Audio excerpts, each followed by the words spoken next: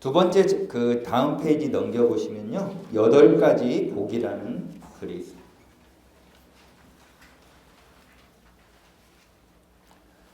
마음이 가난한 자는 복이 있나니 애통해 하는 자는 복이 있나니 온유한 자는 복이 있나니 의에 줄이고 목마른 자는 복이 있나니 긍휼히 여기는 자는 복이 있나니 마음이 청결한 자는 복이 있나니 화평케 하는 자는 복이 있나니 의를 위하여 핍박을 받는 자는 복이 있나니 마태복음 5장에 나와 있습니다.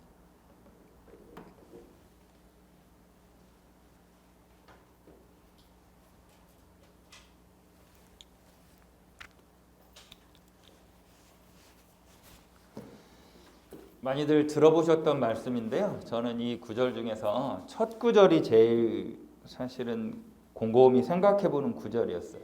우리가 보통 경제적으로 가난한 사람들을 돕고 이런 것들을 좋게 여기고요.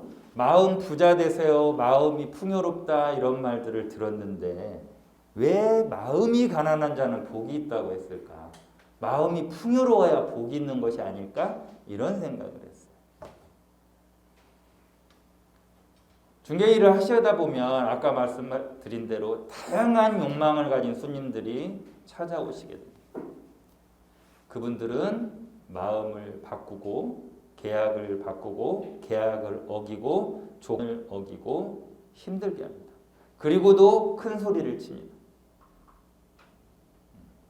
우리 마음속에는 저 손님은 내가 이렇게까지 고생을 했으니까 계약을 꼭 해야 돼.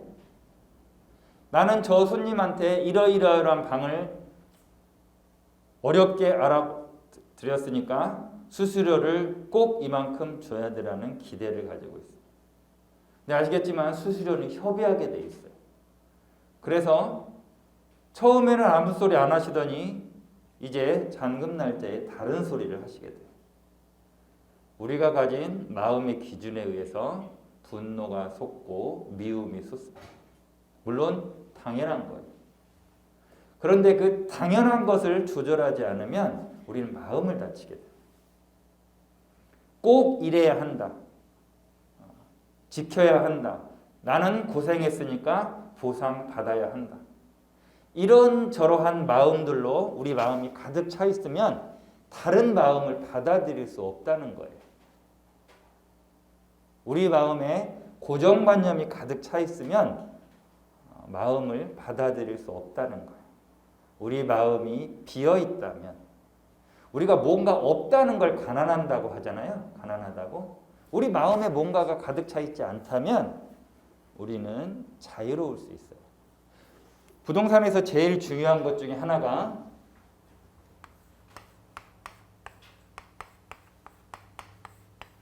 유연성입니다. 중개사 자격증을 취득하실 때는 성적이 제일 중요하셨을 거예요. 하지만 중개사 일을 할 때 가장 중요한 것 중에 하나는 바로 유연성입니다. 손님은 마음을 바꿀 수 있고 조건을 바꿀 수 있어요. 그 마음과 조건을 바꿨을 때 우리가 가장 덜 다치기 위해서 계약 조건을 꼼꼼히 따져보고 확인하는 거죠. 그래도 바꾸십니다. 물론 조건을 어기는 건 그에 따라서 법적으로 우리가 해석을 하면 돼요. 책임질 건 책임지고 우리가 책임지지 않아도 되는 것들은 책임지지 않으셔도 돼요. 문제는 바로 마음과 관련된 거예요. 마음은 규정이 아니라 바로 저 유연성이 좌우를 합니다. 그래서 평소에 여러분들이 마음을 어떻게 가난하게 만드셨냐가 바로 건강의 지름길이에요. 그래서 중개사 일을 오래 하신다는 얘기는 결국 수행을 많이 하신다는 얘기예요. 지금 이제 개업을 해서 나가시면 그동안 자격증 따시느라고 뭐 돈을 버신 것도 아니고 있는 돈을 쓰셨을 텐데 내가 뭘 할 수 있을까? 그 밑에 한번 보겠습니다. 재물이 없어도 베풀 수 있는 7가지. 따뜻한 눈빛으로 대하는 것, 환한 얼굴로 대하는 것, 부드럽고 다정한 말로 대하는 것, 몸을 수고롭게 하여 도와주는 것, 선한 마음으로 정성으로 대하는 것, 자리를 내어주어 양보하는 것, 내 집에서 편히 쉬게 하는 것. 무죄칠시라고 합니다. 아시겠지만 우리는 돈을 가지지 않아도 충분히 덕을 쌓을 수가 있습니다. 제가 이렇게 얘기하는 건 중개사 일에는 수많은 변수들이 있어요.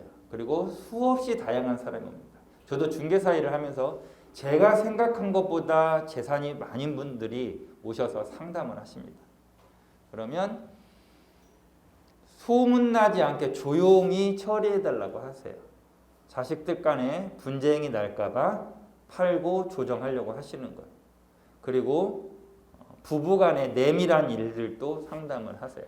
그래서 중개사는 때로는 심리 상담가 또 힐링해드리는 치유자의 역할도 합니다. 지금까지 여러분이 인생에 살아온 것들에 충분한 보상을 받을 수 있는 일이 바로 중개사 일입니다. 여러분이 말 한마디를 어떻게 하냐에 따라서 그분의 성난 마음이나 어지러운 마음이 차분해지고 따뜻해질 수 있어요. 저는 그래서 중개사가 갖는 매력적 것 중에 하나는 바로 일을 통해서 마음을 다스리는 것을 직접 경험하실 수 있다는 거예요. 중개사 일을 하다 보면 이제 몇 년이 지나게 되면 어떤 분은 자기 일에서 성과를 좀 내셔서 경제적으로 안정이 되시고요. 어떤 분은 조금 안 되시기도 하실 거예요. 저희 동기 중에 하나는 자격증을 따시고 왕심리 쪽에 개업을 하셨어요. 1년 동안 고생을 몹시 하시고 힘들어하셨죠. 그리고 옮겨서 3년쯤 돼서 자리를 잘 잡으셨어요. 개업하시거나 소속으로 일하시다가 일은 나하고 마음이 맞지 않아 힘들어 해도 3년 정도는 해보시는 걸 권유해 드립니다. 처음에 힘들 수 있지만 하시다 보면 그것들이 다른 결실로 나타나기도 합니다. 저 중개소는 정말 손님도 많고 잘 되는데 나는 왜 이렇게 안 될까? 나는 정말 실력이 모자란가 봐. 그렇게 생각하지 않으셔도 됩니다. 우리가 실력으로 이 세상을 사는 것 같으면 사실은 우리는 늘 잘 살아야 돼요. 왜냐하면 실력이라는 게 갈수록 좋아지는 거지 낮아지진 않아요. 왜냐하면 있던 실력이 어디로 없어지진 않잖아요. 그런데 어떤 때는 우리가 일이 잘 되고 돈을 잘 벌고 어떤 때는 안 된다는 것은 대부분의 것들은 인연에 따라서 엮여집니다. 살다 보면 내 실력이 아니라 사실은 수많은 사람들의 도움으로 살아가게 되는 경우가 많은데요. 일에 빠지다 보면 자꾸 자신을 자책하게 되고 좌절하게 됩니다. 다 아시고 계시겠지만 호박꽃은 장미꽃을 부러워하지 않는다 이런 말이 있습니다. 아무리 옆에 중개소에서 잘 되고 손님이 많다 하더라도 나의 가진 색깔대로 지켜가시면 저는 분명히 그곳에서 보람을 느낄 수 있을 거라고 생각을 해요.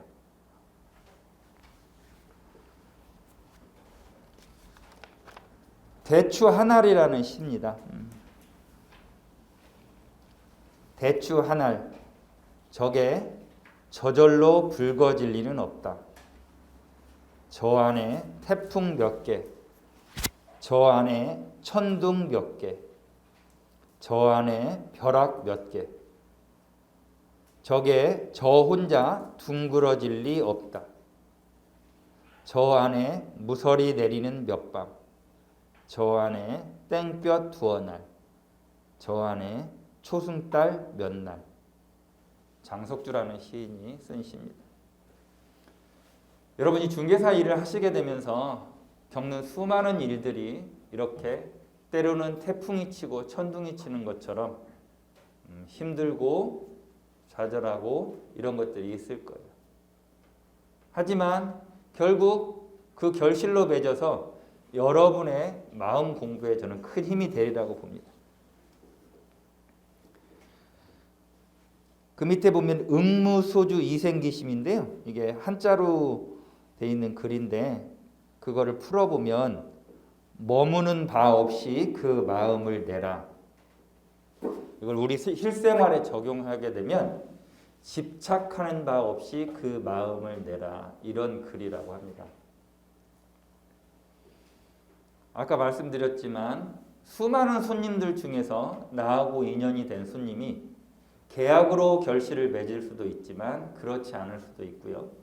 전혀 생각하지 않았는데 그 손님이 나에게 다른 손님을 소개시켜 주시기도 하십니다.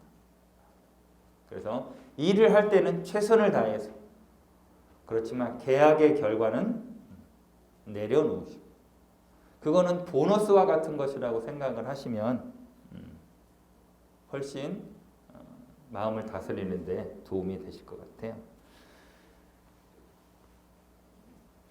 제가 중개사 일 그만두고 싶어서 고민을 할 때쯤에 지인한테 전화가 왔습니다. 그래서 미국에 있는 그 자기 친구인데 구미에 땅을 하나 가지고 있는데 팔아줄 수 있겠냐는 거였어요.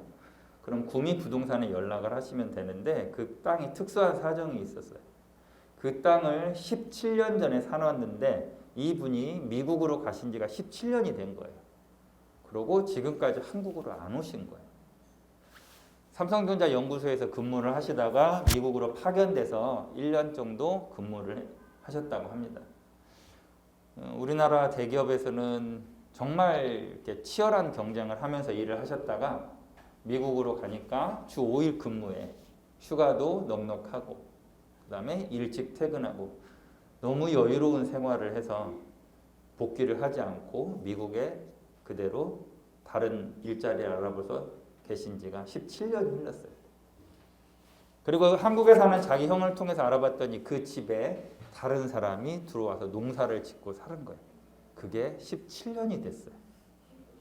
아시겠지만 20년이 되면 그분이 권리가 생겨요. 이제 마음이 조급해지신 거죠. 그래서 이거를 믿을 만한 사람이 책임지고 처리해 주기를 원해서 지인을 찾았던 거죠. 저는 서울에서 일을 하고 있었기 때문에 구미까지 제가 가서 이 일을 처리하기는 쉽지 않았어요. 그래서 저녁에 목욕 재개를 하고 아침에 맑은 정신으로 컴퓨터님과 접속을 했어요. 그리고 블로그에 구미 땅 검색어를 넣고 검색을 해서 그 중에서 가장 맑은 기운이 흐르는 중개업소를 찍었어요.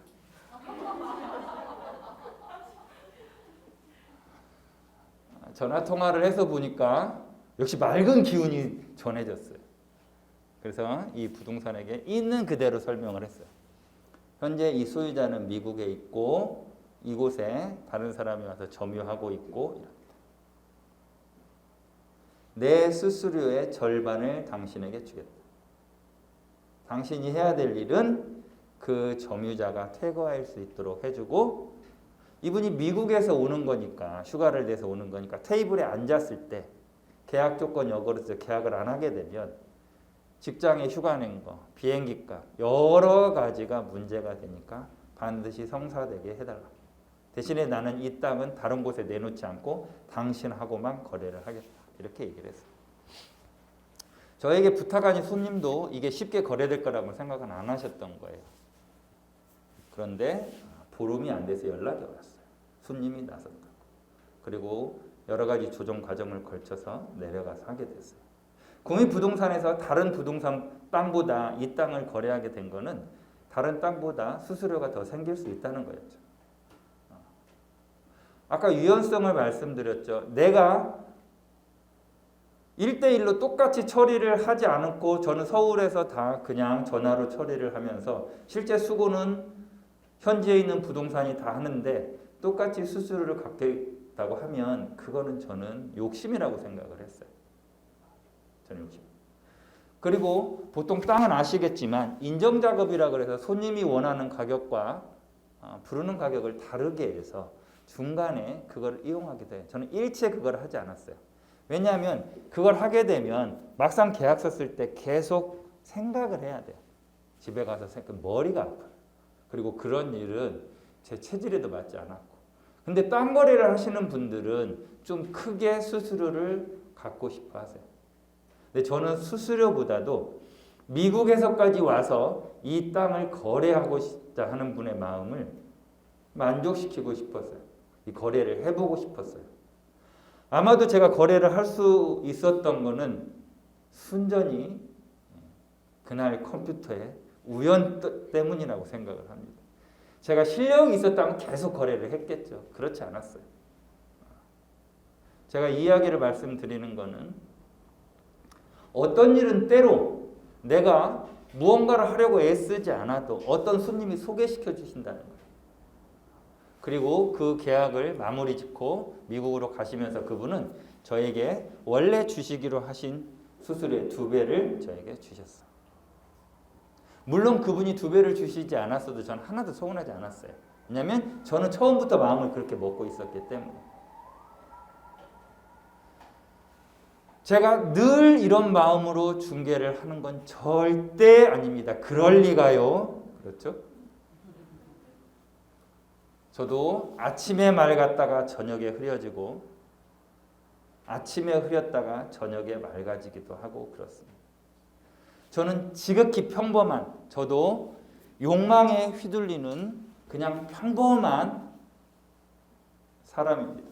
하지만 여러분 앞에서 이 이야기를 드릴 수 있는 것은 지금까지 욕망의 시장에서 수없이 힘들어하는 돈을 많이 번 손님들, 돈을 많이 번 중개소 사장님들을 제가 보았기 때문입니다.